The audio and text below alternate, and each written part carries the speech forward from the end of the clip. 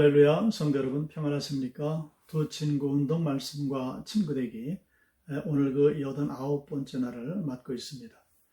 오늘 우리가 함께 읽고 묵상할 말씀은 열왕기하서 16장부터 18장까지의 말씀이 되겠습니다. 자, 먼저 16장을 보겠습니다. 자, 북이스라엘 왕들은 이제 거의 모든 자들이 하나님 앞에 악행을 저질러서 하나님의 심판을 받았습니다. 이미 보셔서 아십니다마는 북이스라엘 왕들은 그 모든 자들이 대부분 그 하나님의 말씀에 거역을 합니다. 악행을 저지릅니다. 죄를 짓고 또 짓습니다. 그리고 우상 숭배를 했습니다.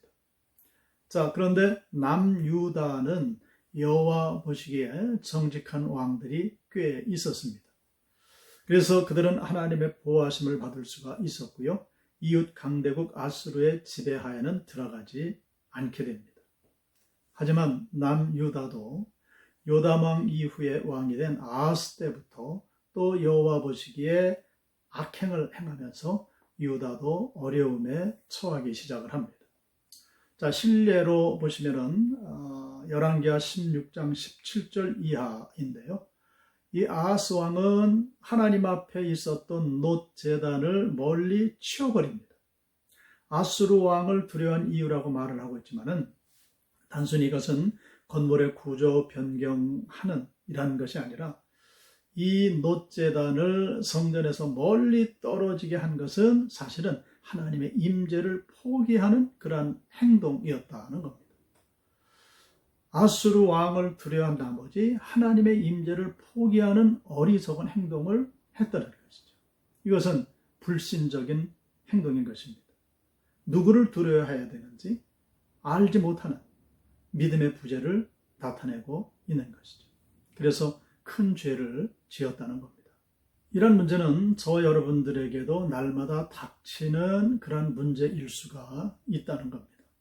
그러나 우리는 하나님 앞에 성령 충만함 가운데 분별력을 가지고 하나님의 임재가 너무나도 소중함을 날마다 깨달아야 됩니다. 그래서 하나님 앞에 기도하며 하나님의 임재를 사모해서 하나님이 임재하시는 그곳, 그 자리를 지켜내고 하나님 앞에 기도하고 찬양 올리고 그리고 세상의 모든 두려움들, 모든 근심과 염려, 걱정들을 하나님 앞에 아뢰고 물리칠 수 있는 그런 믿음을 가져야 할 줄로 믿습니다.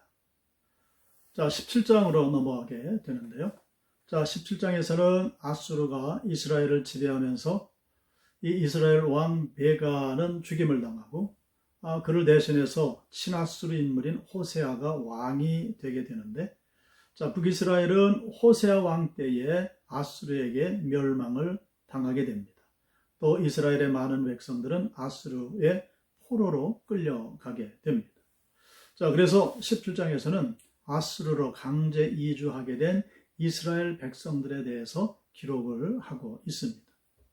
자, 그리고 그 이스라엘의 흥망성쇠의 이유를 하나님께서 말씀으로 주시는데요. 그 원인과 책임이 어디에 있는가 할 때에 그것은 주변 강대국들 때문에 있었던 일이 아니라 하나님을 저버리고 하나님을 불신하고 우상 숭배를 했기 때문에 하나님께서 심판하셨다는 거죠. 즉 주변의 강대국들을 하나님은 도구로 사용하셔서 이스라엘 백성들에게 징계를 내리셨다는 겁니다. 자, 그런데 하나님의 이 심판이 갑자기 이루어진 것인가? 그렇지 않죠. 그 이전부터 하나님께서는 계속 경고의 말씀을 주셨습니다. 그럼에도 불구하고 그들은 여전히 우상을 숭배했고 큰 죄를 지었다. 이렇게 말씀하고 있습니다. 자, 그리고 이제 18장인데요. 자, 18장에서는 우리가 잘 알고 있는 남유다 히스기야 왕에 대한 이야기가 나옵니다. 자, 아수르 왕 사나립의 침공으로 유다의 여러 성읍들이 점령을 당하게 되죠. 그리고 히스기야는 사나립의 요구대로 은 300달란트, 금 30달란트를 바치기 위해서 여호와의 성전과 왕궁에 있는 모든 은과 금을 내주고 기둥을 벗기면서까지 아수르 왕에게 모든 것을 바치게 됩니다. 그렇게 하면 아수르 왕의 위협으로부터 벗어날 것이라 생각했지만은 그러나 그 결과는 실패하게 됩니다. 게다가 아수르 왕의 사신 랍사게의 조롱까지 받게 됩니다. 그가 말합니다. 너희가 믿고 있는 신이 너희를 구원하지 못한다. 그리고 히스기야 이 무능한 왕을 청종하지 말라. 그리고 우리에게로 오라. 우리가 말하는 신을 믿어라. 그리고 우리에게 항복하면 너희에게 풍성한 땅, 모든 풍족한 혜택을 그리고 그 땅에서 열매 맺는 기름진 땅을 주겠다라고 협박도 하고 조롱도 하고 그리고 회유도 하는 그러한 이야기를 들을 수가 있습니다. 우리가 지금 살고 있는 저 불신세계의 많은 사람들의 말 역시 마찬가지입니다. 하나님을 잘 알지도 못하고 하나님을 잘 믿지도 않으면서 저들은 함부로 말을 내뱉습니다.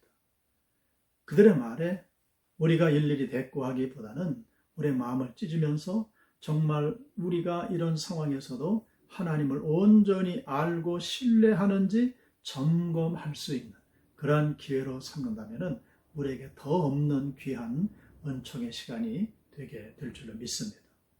저와 여러분들의 모든 삶의 환경과 상관없는 믿음, 그 믿음을 소유하시기를 바랍니다.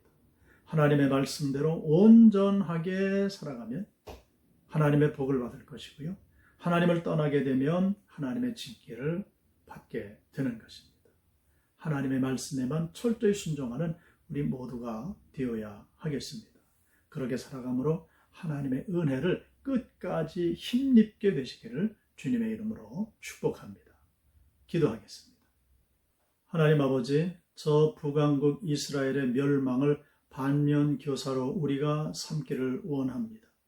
그러므로 돌이켜 하나님을 바라보게 하시고 하나님을 신뢰케 하시고 하나님을 순종하며 따르는 하나님의 백성들이 되게 하사 하나님 예비하신 그 귀하신 은혜 그 복을 받아 누리는 우리 모두가 되게 하여 주시옵소서. 예수 그리스도의 이름으로 기도드리옵나이다. 아멘.